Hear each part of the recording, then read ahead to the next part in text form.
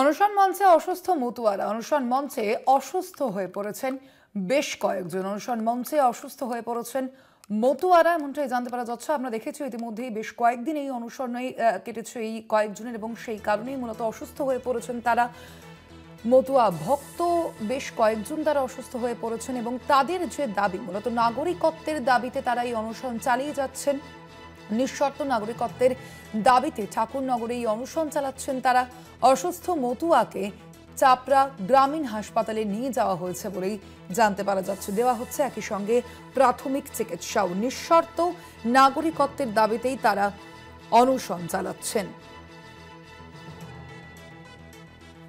ঠাকুরনগরে অনশন চলছে মতুয়া ভক্তদের।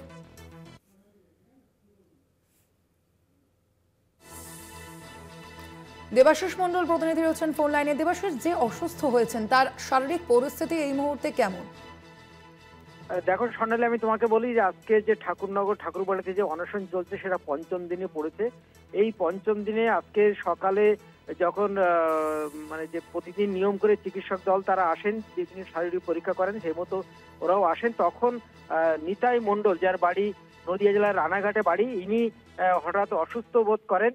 অসুস্থ সঙ্গে সঙ্গে তাকে চিকিৎসক দল দেখেন, দেখে যে তাকে ওষুধপত্র দেন, কিন্তু তার অবস্থা আস্তে আস্তে খারাপ হওয়াতে সঙ্গে সঙ্গে তাকে প্রথমে চাঁদপাড়া গ্রামীণ হাসপাতালে নিয়ে যাওয়া হয়। এই মুহূর্তে চাঁদপাড়া গ্রামীণ হাসপাতাল থেকে তাকে বনগাঁর উদ্দেশ্যে রওনা দিয়েছে।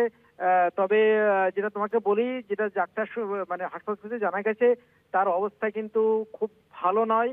এবং তার ভাই প্রফুল্ল মণ্ডল, সে কিন্তু গতকাল তার হৃদরোগে আক্রান্ত হয়ে মারা গেছে বাড়িতে। সেই খবর দাদার কাছে সে পৌঁছায়। ফলে একদিকে যেমন সে অনশনে ছিল, দীর্ঘদিন না খেয়ে থাকা, পাশাপাশি তার ভাইয়ের মৃত্যু সংবাদ এসে পৌঁছানো, এই দুটো কারণে সে মানসিকভাবে বিপর্যস্ত ছিলেন। তারপরে যে ওষুধপত্র ঠিক মতো খাচ্ছিলেন না, যেহেতু তার বয়স হয়ে গিয়েছে, সেই কারণের জন্য, বিভিন্ন রকম কারণের জন্য সে অসুস্থতা বোধ করেন, এবং তাকে এই মুহূর্তে বনগাঁয় নিয়ে যাওয়া হয়েছে। তবে ডাক্তারবাবুরা যেটা বলেছেন, যেটা তার অবস্থা খুব ভালো নয়। প্রণালী। ধন্যবাদ তোমায়। আমরা কথা বলছিলাম, ফোন লাইনে ছিলেন প্রতিনিধি দেবাশিস মণ্ডল।